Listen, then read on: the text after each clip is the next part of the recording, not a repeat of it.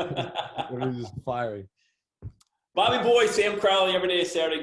Good to have you on the show, man. How you doing? Thanks, man. I appreciate it. It's early. You're a But legend. You're a legend. You're a legend. And I got a love-hate relationship with Bob Menery, and I'm going to explain why. This is very therapeutic for me. All right, I've been in this internet game 15 years. You show up on the scene sometime. We're just going to say in internet years, 5 minutes ago. You got 3 million followers on Insta. You're crushing it, dude. Come on, man. Share some of that love. Give us the Bob Menery gold, the secret sauce. How did it I mean, happen, man? It was an overnight success. you gotta. I guess you just gotta not sleep. I mean, that's one of my things. I do my best work at night. Between the hours of like 12 and 4 a.m. I don't know what it is. I have insomnia, and that's when I get kind of my best work in. But I mean, look at I built all this crazy things with the cell phone, and just the power of social media now, just how you're able to connect with so many people. And I knew that my product that I was doing, these sports broadcasting little bits, they took me like 5 minutes to do, and I would reach millions of people. And then so what did I do the rest of my day? I just found out so and so is following me, Baker Mayfield or another athlete, blah blah, and I would connect with him. And I was just a very good networker, and kind of came back full circle to help me kind of to be where I am. Hey, do you have the same friends that you had 10 years ago? Yeah, but I'm kind of like a loner. I don't know. I kind of just chill by myself a lot. Really? Because a guy like you hits it, as we say, internet fame, whatever that means, man. I don't even know what it means. But, you know, people get very judgy, judgmental, jealous. And if you had anybody that was in your crew 10, 15 years ago, oh, Bob, now look at Bob. He's all over the place. Nobody talks like that? No, I don't think I've ever had anybody do that. No, everybody's been pretty cool. I think that I've treat people with respect. They'll hopefully treat you back with respect, and I think I've done a pretty good job of that. So I really not too many people screw with me. That says a lot about you, man.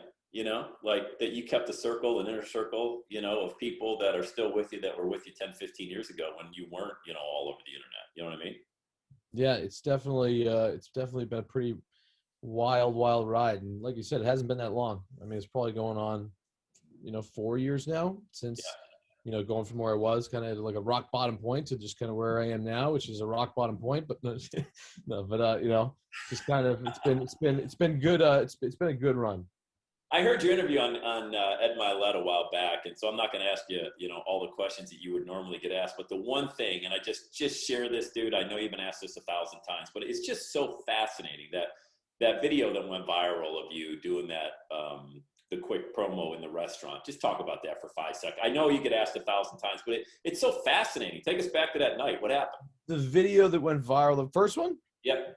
Oh yeah, I mean, I was just at Buddy's music video shoot, and I'd always did the shtick where I kind of like ran around talking my broadcaster voice, and I'd go with my friends to a bar, and I would just go up to a random table and start doing my Brady, Rogers, whatever kind of voice I do, and people used to like it, but it never went anywhere. And then I went to my buddy's music video shoot. It was over, 2 a.m. I sit on a couch next to this guy, David Justin. He took out his phone, recorded it, and it was just me doing this bit that I've always done my whole life. And it kind of got picked up by Bro Bible, a bunch of different other outlets. And it wasn't really like a mega viral moment. It was the next day I did another little video around kind of along the same lines as the first one. And that kind of got picked up again by USA Today. All the other ones were like, why is this guy a sports broadcaster?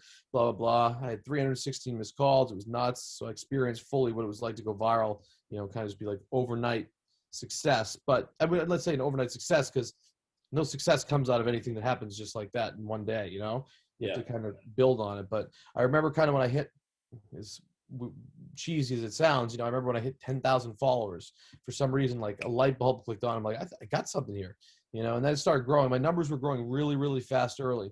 And I had a product that really nobody else was really doing, because no guys that have a really good broadcasting sounding voice would ever drop and say the words that I say in kind of a funny way, because then they lose any hope of being hired by any real network. That's why like ESPN, Fox, none of these people would probably hire me because of what I say. So I took that risk because I thought it would be a faster way to kind of get up to the top, opposed to having to work your way up in minor league baseball, then going to, blah, blah, blah, and then all the money's at the top. So it would have been a longer run than what I've been able to take. There's something to be said for that, man, because a lot of people talk about, you stay true to who you are and all that stuff. But when rubber meets the road and you got to get paid, nobody can do it. Very few people can do it, because then You took a platform that everybody, you know, who's got that radio announcer voice, whatever that is something like that. Like, oh, I You want got a to, little bit there. yeah, a little bit, right? I want to be the next Jim Nance. You know, Nice. You don't have to go there. no, I'm For not us. saying I want to. I'm saying Oh, people say that I want to be the next Jim Nance. And then Bob Menery's like, hey, you know what? There's 1,000 guys, million guys want to do that. I'm going to be the first Bob Menery. But that takes a giant size, you know what, to do that, man. What's like, I had nothing to lose. Like, what else are I going to do? If I had done it in a broadcaster voice, like, so basically for anybody that doesn't know what I do, I take these highlight clips from the NFL, NBA, NHL. I mean, today I did like a gazelle crossing a river and an alligator eating him. So I don't know, commentating that. But, you know, I just voice over in a comedic way these videos. It's kind of like what a sports broadcaster wants to say but can't. That was the concept. And then what was your original kind of question? I kind of trailed off there. No, I'm just saying it takes huge guts to say, I'm going to give up an entire career. I could go after, like everybody else, sports announcer, and I'm just going to do this thing where I'm going to, you know, swear. I was sleeping in a car a month ago, so I had nothing to lose.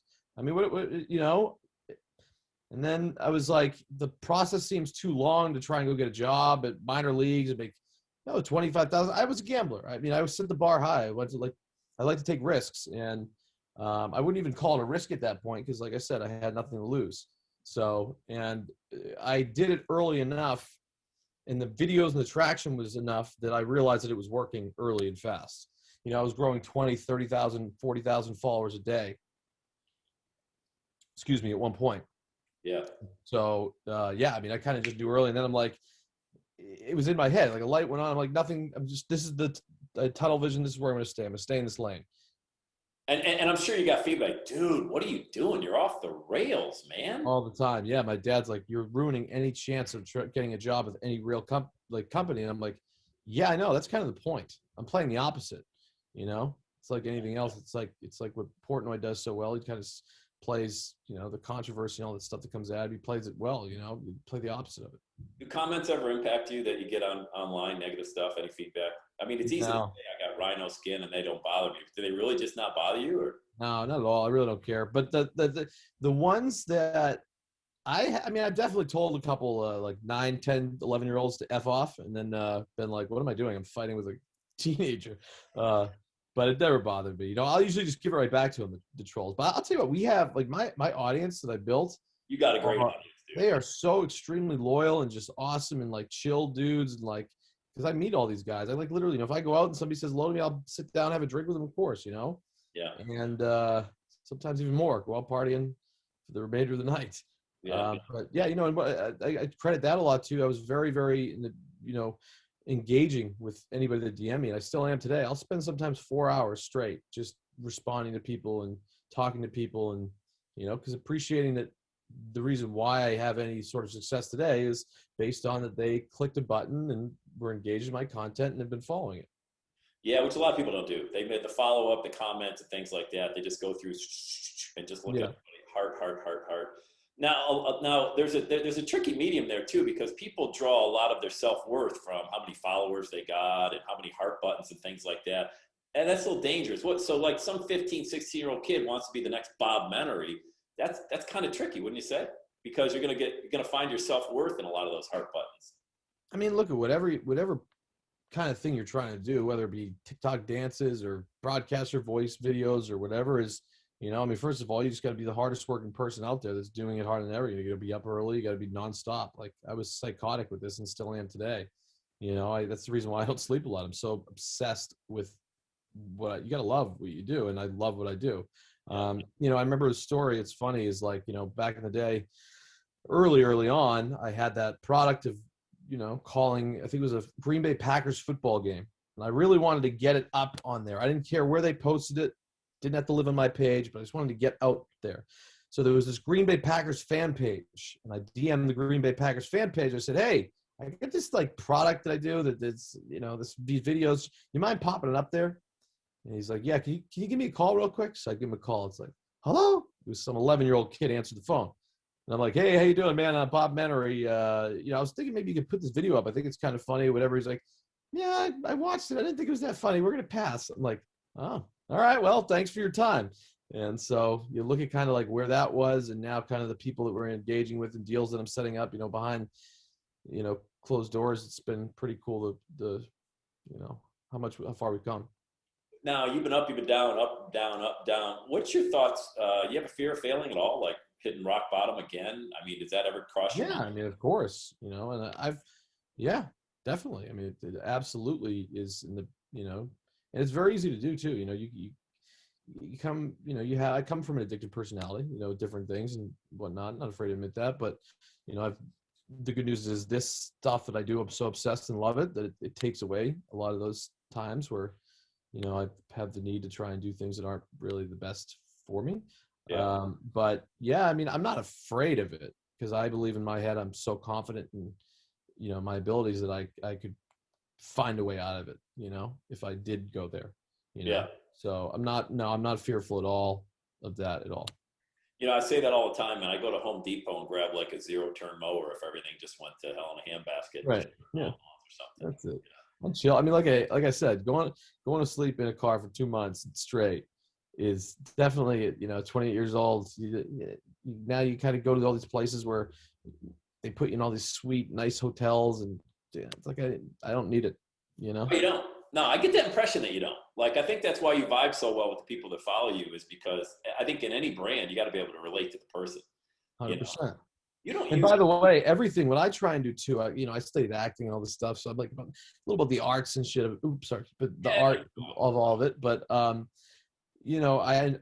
try and actually show on those like little Instagram stories and stuff that I do. I have so much fun with those because I try and show exactly what's going on in my life, and like exactly how I'm feeling, but so people can actually relate and there's no fluff or anything behind it. So if you see me out there partying, I'll show you if I'm out partying, raging, or if I'm down and out, I just put it out there. So yeah.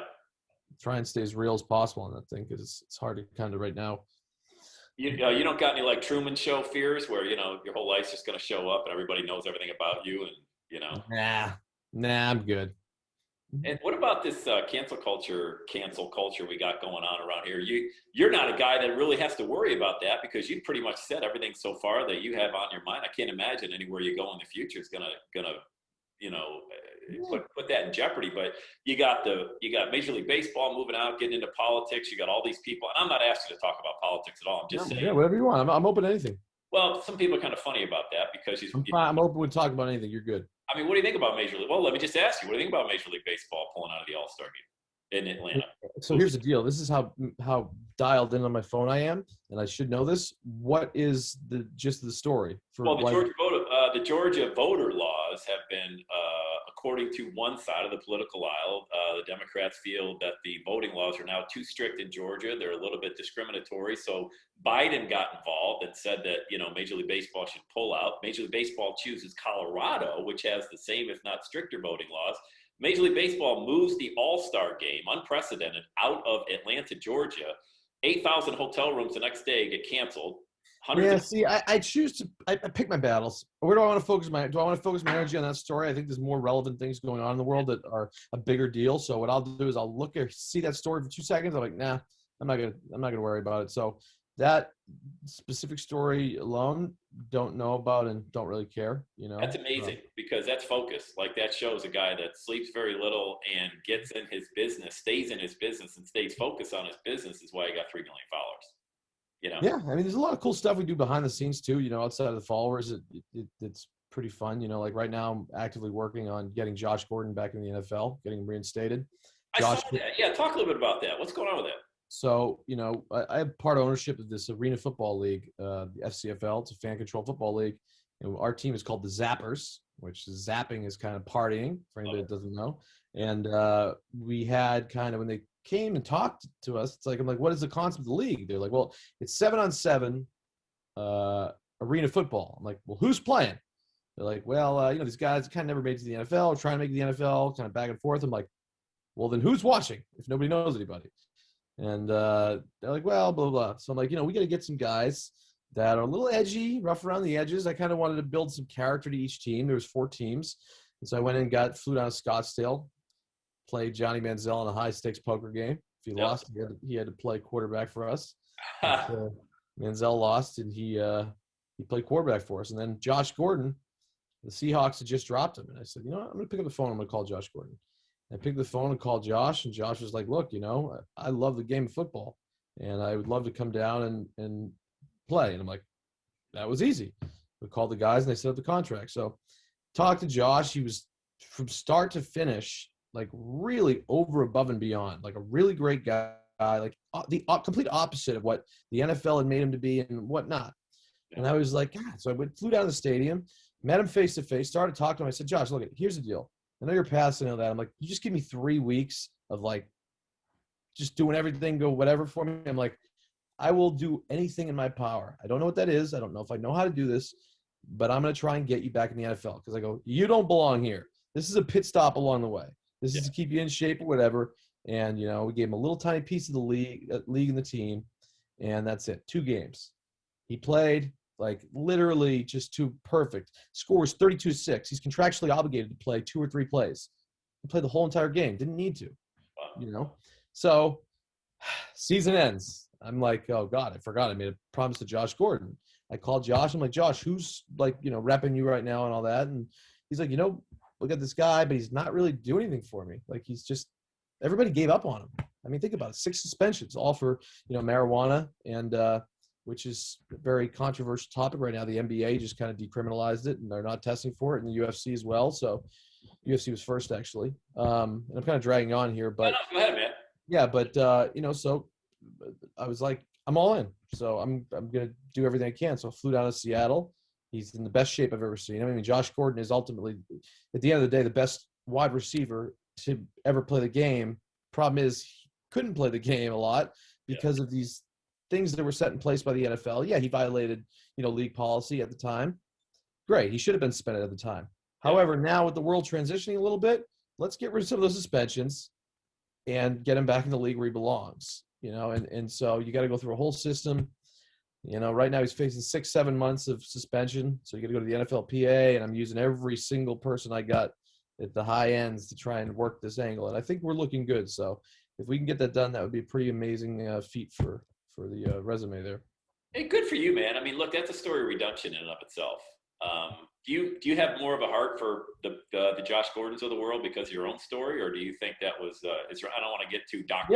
Yeah, I see themselves in me. You know, I see, you know, and not saying that I'm like some know-it-all who knows everything, but I just think like I know how to relate to the guys. It's like, you know, somebody who has addictive personality knows how to work somebody who has an addictive personality in a sense, you know?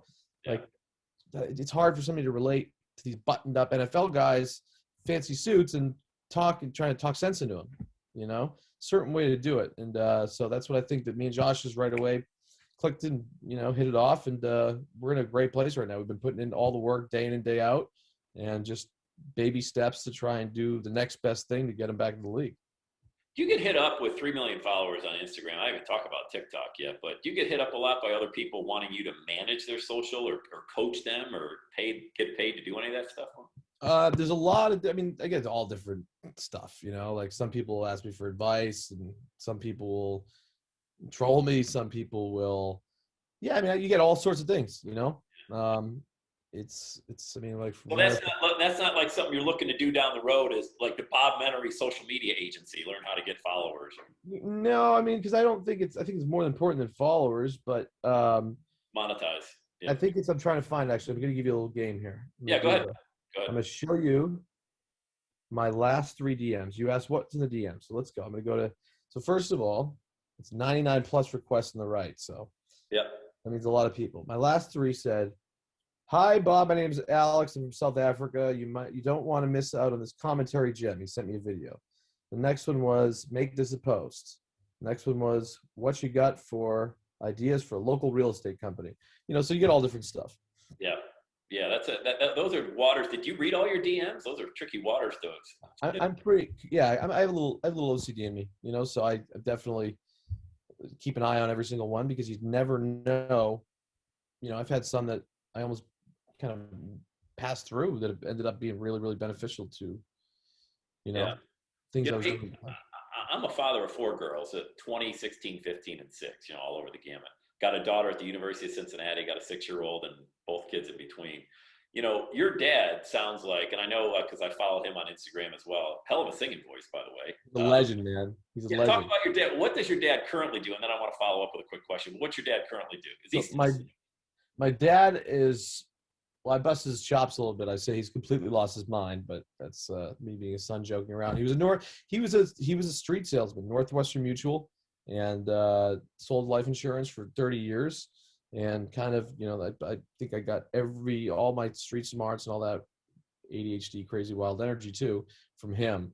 He's now retired and singing Frank Sinatra at local bars, and sometimes occasionally switching it up to Led Zeppelin, and sometimes switching up to Maroon 5, and sometimes switching up to the Candy Man from Willy Wonka. Like, I don't even know what he does. He sings every different song. Some are terrible, some are absolutely fantastic. He's got a good voice, but he's like, talk about like obsession. He is obsessed with it. So, which is good.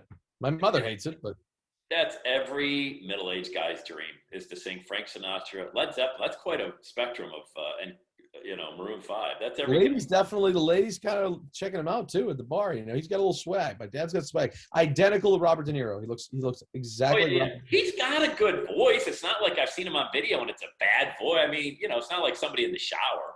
Well, he did voice, like a sneeze. He did voiceovers for, I think, Gulf Gas. He did a voiceover commercial for us. So we kind of stayed in the same, we kind of did the same stuff, which is pretty cool. And, Pat, like he taught me everything from just like, when you meet somebody, you look in the eye, shaking the hand, all those standard, just street smart things you need to know. And my dad's done a lot for me.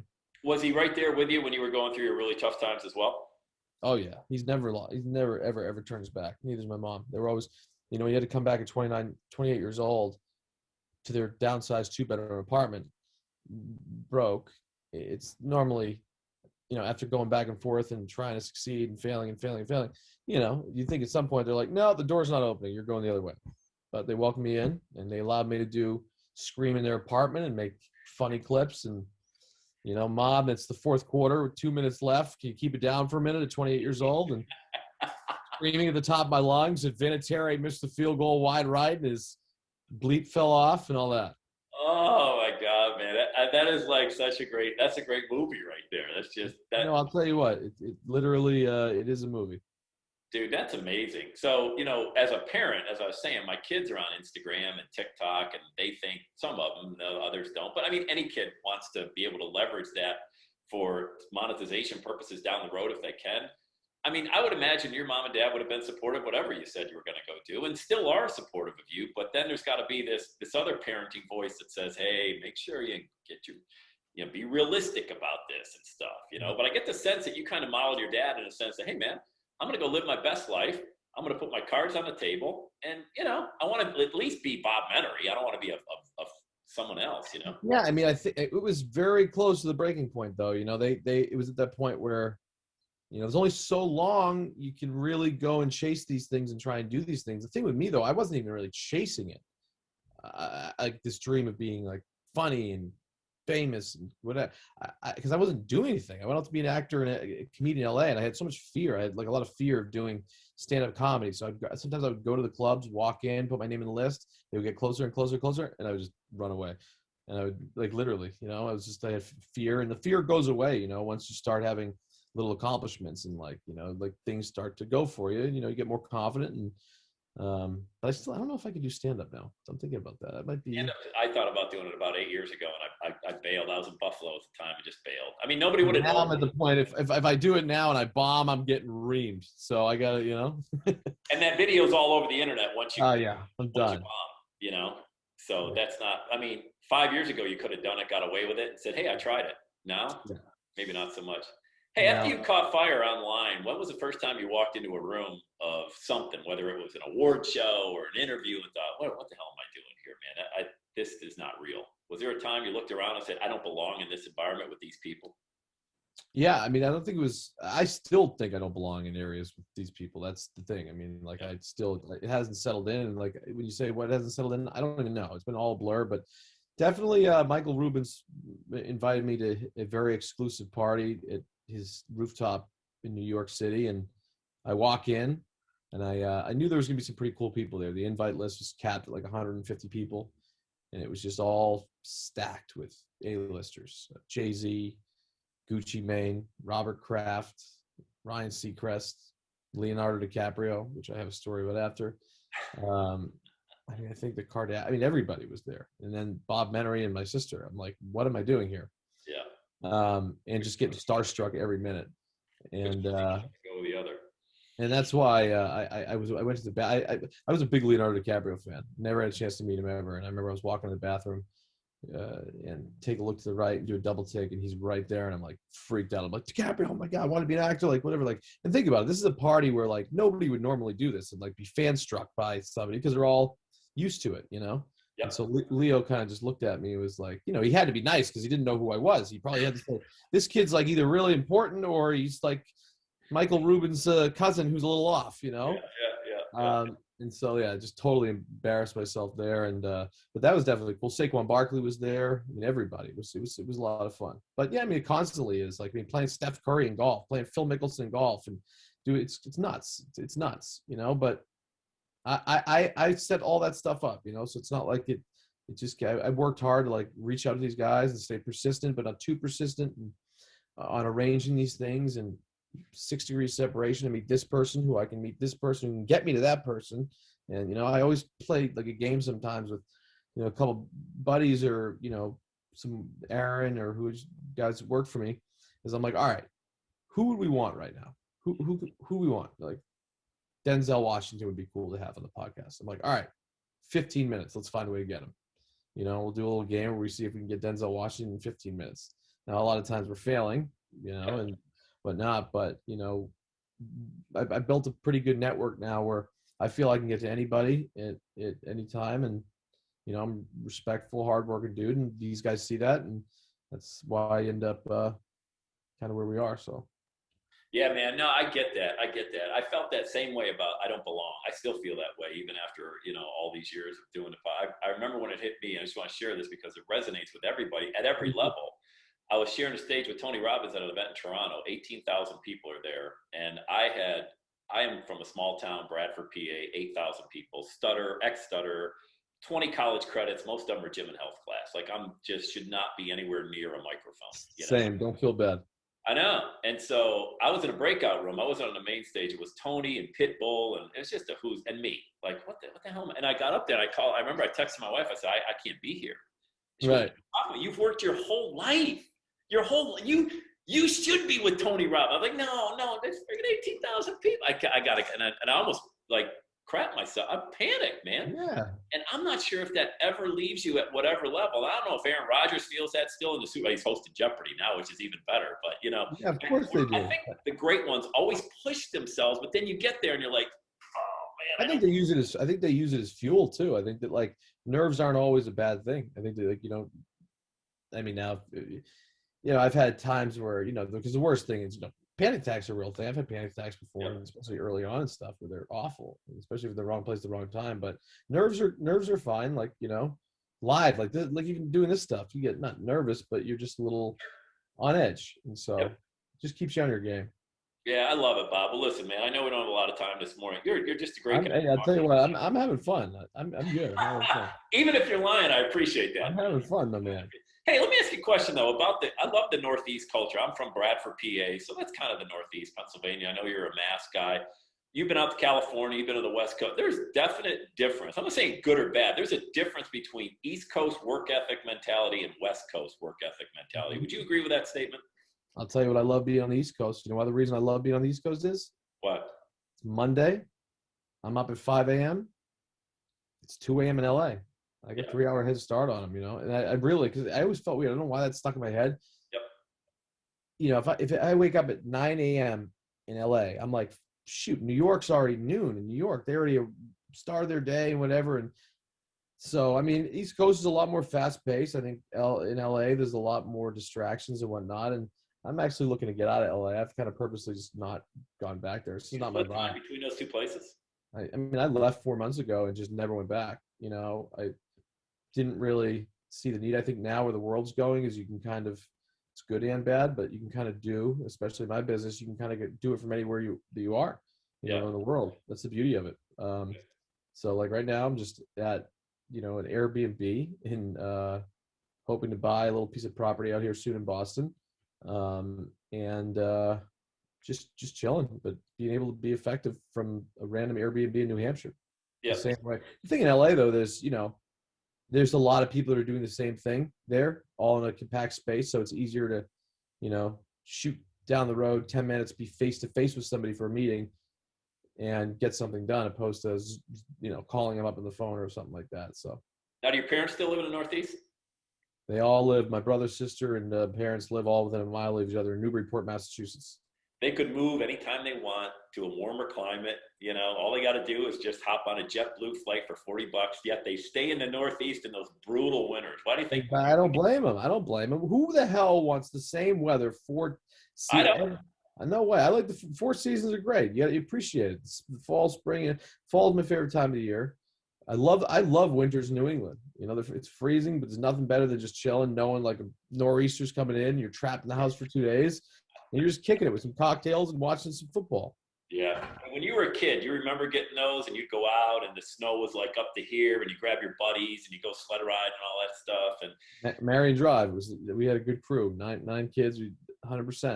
You used to have to go to the TV and wait for the TV because now all the technology is kind of advanced here, where you don't have to go to TV and see if your school is canceled. Yep. I think they probably alert you in a different way or call you or something like that. But I remember that used to be a pretty exciting feeling. North Andover High School was my high school name, and it would be like NA, and then the next letter would be NO, and I'd be like, it would skip North Andover High School, which means we had school, and I'd be like, God damn. Another thing we did before cell phones is we went and knocked on buddies' doors with a baseball bat and a mitt, and we went and played baseball. And we didn't come home until it got dark and we were I starving. thought you were going to say they owed you money. That's what I thought you were going to say. Knocked on the door with a baseball bat. Yeah, that too. That was my other life. When I used to play craps all the time. Something about craps, man. I got to get away from Wide open to talk about the gambling industry. It's a fascinating one, man. It's crazy. It's exploding right now. So online, you mean? Yeah, I mean it's crazy. They're all these, Penn, DraftKings, FanDuel, all competing each other right now, and it's just the Wild West right now.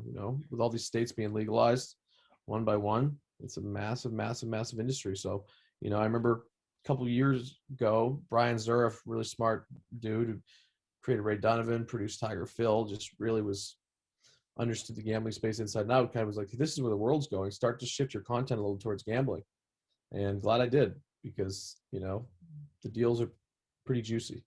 What do you mean shift your content towards gambling? You mean sponsored? Meaning like, all right.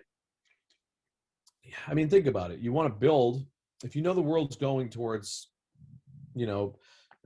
people having to go online and deposit on a betting app or whatever, right? I mean, you want to be active in talking about gambling to attract a gambling audience, to make you then more desirable to the companies that are going to hire you, because they want an audience filled with guys that have a tendency to party and gamble like me. So by shifting your content, meaning like I'm not just talking all the time about just straight NFL plays and making jokes, I'm incorporating like, oh, they didn't cover the spread, or putting up spreads, and slowly getting into that. And then I kind of gambler at heart, so I enjoy gambling on games. Obviously, if you can do it responsibly, that's the most important thing, because there are a lot of lives that are ruined from gambling. Yeah. But at the same time, if you can have fun with it and manage it well, then it's fun. Yeah, I remember seeing a photo of you back in the day with, not back in the day, probably 2 years ago. Like I said, the internet flies so fast. You and Gary Vee hooked up sometime, maybe back. All the time. Oh, all the time. Okay, well, I think of the first time you posted, because you're like, wow, I'm hanging with Gary Vee this weekend. Why did you seek him out? Was it to improve your social media skills at the time, or just to get to know him, or just to be connected? I didn't even seek him out. He seeked me out, which is amazing. Oh my God, no kidding. Here I am. But he seeked me out for not a reason of any. There was no. That's what's amazing about Gary. Like, you always look at these people. Are they fake? Are they real? Like these motivational guys. Gary is 110% exactly what he says he is. Yeah. Gary checks in on me occasionally, randomly. And I'm talking in the beginning, when I was like, didn't have anything going for me. There was no real reason or value for him to check in on me. And he would constantly do it and make sure I was okay and keep grinding and give me advice. And finally met him in New York face to face. I mean, his energy is just so attractive, in a sense of like, you just want to be around him. You can feel his when he's in the room. He's just so engaged in everything. He's one of the hardest working guys I've ever met, and truly one of the nicest dudes I've ever met. But at the same time, will tell you straight to your face how it is, no BS, and you listen to him. So Yeah, I met him at an event in Lauderdale, and I could not believe how nice he was. Like, I was expecting this guy to come at me. We were behind in the green room, and he was, oh, hey, Sam, nice to meet you. I'm Gary. Like, I don't know who he is, you know. I'm Gary. Which I wouldn't see, but I don't see a reason. Like, that's what I don't get too. It's like, I can't believe how nice he was. It's like, well, I mean, I don't really see a reason why it's I people. think we expect our people we see online to be completely fake. I don't know. I'm just programmed to go, yeah, they're not really, you know, who they say they are. But Right. Yeah, for the most part, if you know, there's a couple dudes, we'll say their name, that just I know that are, you know, high end celebs or whatever. They're just kind of jerks. And it's not. I'm like, I don't understand why. You know, you live a pretty good life, and you know, I understand if you're a level like a Kardashian or something, and everywhere you go, you step foot outside, everybody recognizes you, everybody's coming up to you. You know, that's got to be a pain in the butt at sometimes. You know, and that could go just, I mean, that's maddening. But yeah, there's such a sense of urgency to get stuff done in this lifetime and to not major in the minor things. You know, like that's trying to be somebody that you're not, doing stuff you shouldn't do. I mean, life is so short, man. It's so short. So short to be phony. Still a lot of time left though, so we gotta, you know, we'll enjoy it. Yeah, a little bit of time. A quick question off the complete beaten path, out of absolutely nowhere. Do you fear death? Do I fear death? No, not at all. Why? I just don't think about it enough. Hmm. You know, I think if I sit there and think about it, maybe I'll be a little freaked out. But I just don't. You think? Right? Yeah, I just don't think about it. You know. Now, would I But go? you have such a sense of urgency to your life, man. It's like Would I go skydiving Yeah. tomorrow? Absolutely not. Why wouldn't I go skydiving? Because I think I'd die. So does that make fear of death? I don't know, but I'd love to go chase a tornado. You know, that's like one of my bucket list things. That's obviously putting yourself in a situation where you die. But no, I don't fear death. That's cool, man. I mean, I think it's, but yet you still, and I just think that's so awesome because people, I'm 52, I'll be 53 in June. I'm like, man, I'm closer to my end date than my birth date. I got to get a lot of stuff done. You got to stop thinking about it. You just don't think about it. But you are young and you're still getting more done than anybody. I mean, you're like, you don't sleep, you get all this done. All you do is work on your phone, right? You don't have a laptop, desktop, anything. It's all done on your phone. I don't even know how to use it. I'm on a computer right now. I don't even know what I'm doing. I don't even know how to use it. Right. I never use it. The power of the iPhone. It's been crazy. That's it, dude. Listen, I got to let you go. You've been more than gracious with your time, man. I appreciate it. I appreciate what you've done online. I appreciate your work ethic and just the message that you put out there. You're the real deal, man. I appreciate you taking time to show up on the podcast today. You're very, very good people as well. Anything I can do for you, when this thing comes out, let me know. I'll promote it. You got it. Bob Menery, awesome to catch up with you, man. Thanks so much. And all the best to you. All the best. All right, take care. All right,